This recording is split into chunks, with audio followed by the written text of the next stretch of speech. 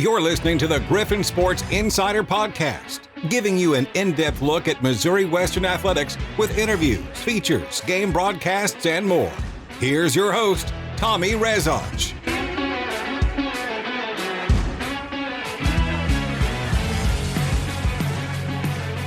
Welcome back to the Griffin Sports Insider Podcast as we continue our Turn Back the Clock series, honoring the 1975 Missouri Western football team for a terrific year, a historic year, and what was only the sixth season ever, the first bowl game appearance, and of course the first postseason victory. Talking to several key members of that team, and today we talked with an NAIA Honorable Mention All-American tight end. He is a 2023 Missouri Western Athletics Hall of Fame inductee from Cresskill, New Jersey. He transferred into Mo West from William Penn College. Mr. Joe Henry joining us today. Joe, welcome. I know I was talking to you before we went on that it was only a couple years ago you were back on our campus for a Hall of Fame induction, and now you get another excuse to come back honoring the 50-year anniversary of this 75 team. I've asked several of the guys, and I'll ask you, all these years later, when you think back on that season and that group, what has it meant? What have those guys meant to you in your playing career and just throughout life? Tom, it's meant so much to me. I mean, just if it wasn't for them, I probably wouldn't be in the Hall of Fame. Mm-hmm. So I got to thank them all for that. And it was just a great group of guys that you'd ever want to play with. I knew when I got there in the spring that we had something special going there with those guys. And then I just hope that after our great spring practices that we'd come back in the fall and we'd pick it up right where we left off. And sure enough, there was no doubt in my mind that we were going to have something special that year.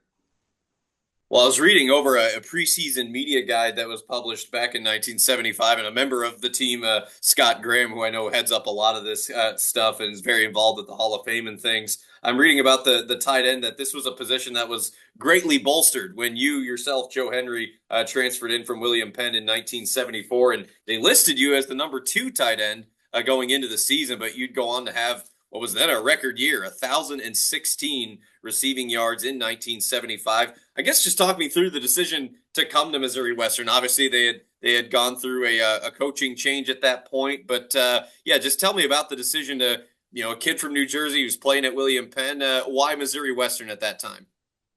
Well, Coach Hicklin, as you know, was at William Penn, and then he went over to Missouri Western, and he gave me a buzz, and wanted to talk, and I said, okay. We talked for a while, and he had mentioned to me that there's something special going on here at Western, and we're really close to doing something.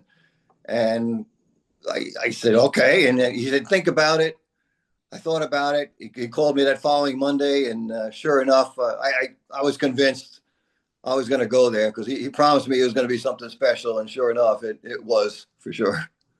He was a man of his word, and into the mid and the late 70s too. I mean, it kind of sprung into a couple more postseason victories in 77 and 79. Now you played in 75, 76. I mean, starting off that year, you guys, get wins over Harding, you get wins over Washburn, but it's impressive with this team is that, you guys took your lumps against a team like Truman. Then you reel off 3 straight, get shut out against Southeast Missouri, and then the season ends on a 3-game winning streak, culminating with a huge win against Graceland in that Mineral Water Bowl. I guess just tell me about the resilience of this team. I mean, they did so many impressive things, going undefeated at home, putting up some big numbers, but there were also some tough days. Just talk about just the ability for this team to kind of just pick themselves up after a tough game.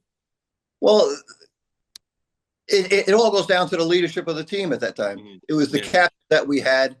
We never got down on ourselves. Mm-hmm. All right, we would get a loss, and we'd come back to practice that night. That loss was behind us, and that was our mindset at that time. We lost the game. We will get better, and we'll get right back in it. And like I said, it's the captains that keep you focused like that, and the coaches that keep you focused.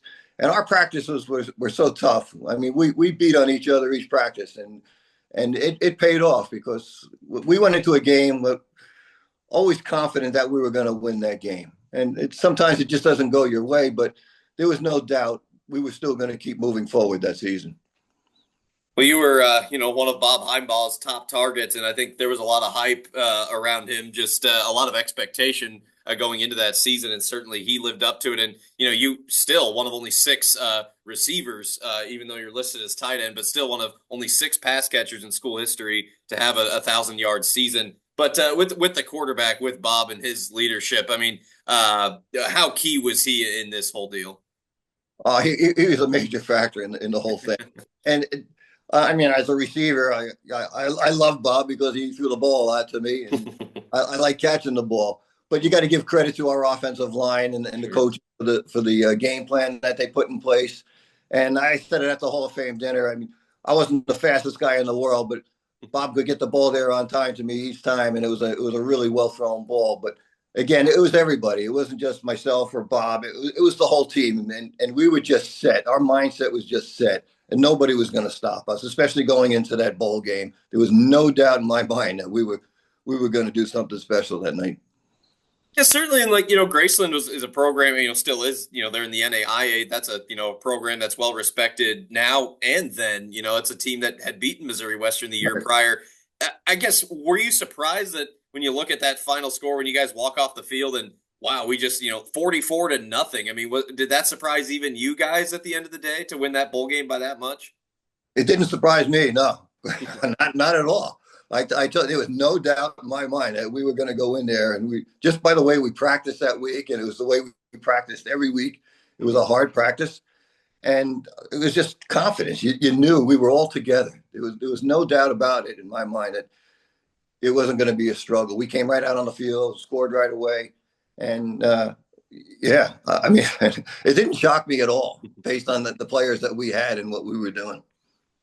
Well, we're in the midst of our 56th season of football here at Missouri Western. Again, you were part of the sixth one ever. You're a member of the 1970s All-Decade team, so I know that was a part of we honored 50 years of football back in 2019. And, you had your Hall of Fame ceremony, and now this great moment. It's another, not directly related, but somewhat. This is another milestone year at Missouri Western, honoring 50 years of women's athletics as well. So just a great year to honor some history here on campus. But all these years later, growing up across the country and, still living out east, to have these connections, to kind of have these opportunities to come back and to reflect and to catch up with guys. I mean, that has to have meant the world to you since the end of your career, right?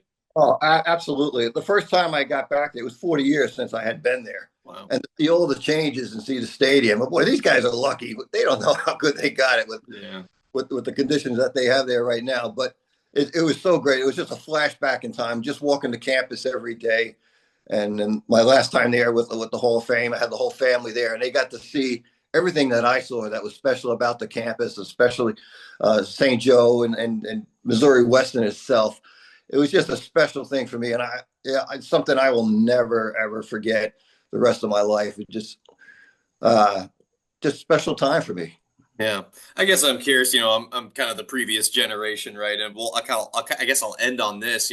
We talk about all the time how much college athletics have changed, even in the last 5 years. But when you watch a game on television, or you go to, you come back to Spratt or some other place, when you watch kind of a modern day football game and think about the things you went through, we know, technology has advanced, tenfold, and safety in the game has improved as well. But is it almost jarring when you're around a game today to think, wow, we didn't have that. We didn't go through that. I mean, how hard is it to put to words how much this game has changed, whether it's the small college level or elsewhere in these last 50 years?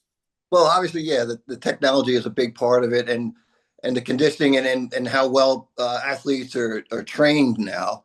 We didn't have the training facilities back then that they have now. Guys are bigger, they're faster, they're stronger. But yeah, it's changed a lot, and I'm glad to see that they're putting in a lot of the safety features in there so guys are protected. But overall, it's a violent game, it's a physical game, and you know that going into it, but you love it. There's something about it, you love it. Every time the season comes around, like right now, I'm excited. I feel like I should get somewhere and I should be putting on the uniform, but obviously cannot do that at 70 years old. But yeah. I just loved it a lot. Yeah. I was never the super athletic type growing up. I did running sports and things, but, did marching band and stuff. But the way I look at it is like commentating. I did the next best thing, to get to watch and to tell stories of folks like you and athletes in our modern era. It's so much fun. And as of the taping of this broadcast, going into Memorial Day week or Labor Day weekend, 5 straight days of college football. I saw that online this morning. So, and that includes Missouri Western's opening game at Augustana on Saturday, August 30th, which we're pretty excited for. And then the conference home opener, September the 20th against Central Missouri. That will be this Turn Back the Clock night where we honor members of the 1975 Griffin football team under Coach Rob Hicklin that went on to win 8 games, went undefeated at home, and knocked off Graceland in the Mineral Water Bowl. Still a season that's had remarkable impact on the trajectory of the program today. That is Joe Henry, who was an All-American tight end, a Missouri Western Hall of Famer, joining us and giving us some insight into that 1975 team. Was also a part of the team in 76 as well. Joe, thanks for the time. Thanks for the insight. Great to hear from you, and congratulations to you and your team on this honor, and look forward to seeing you guys here on campus. I'm going to get back soon. Thank you, Tom.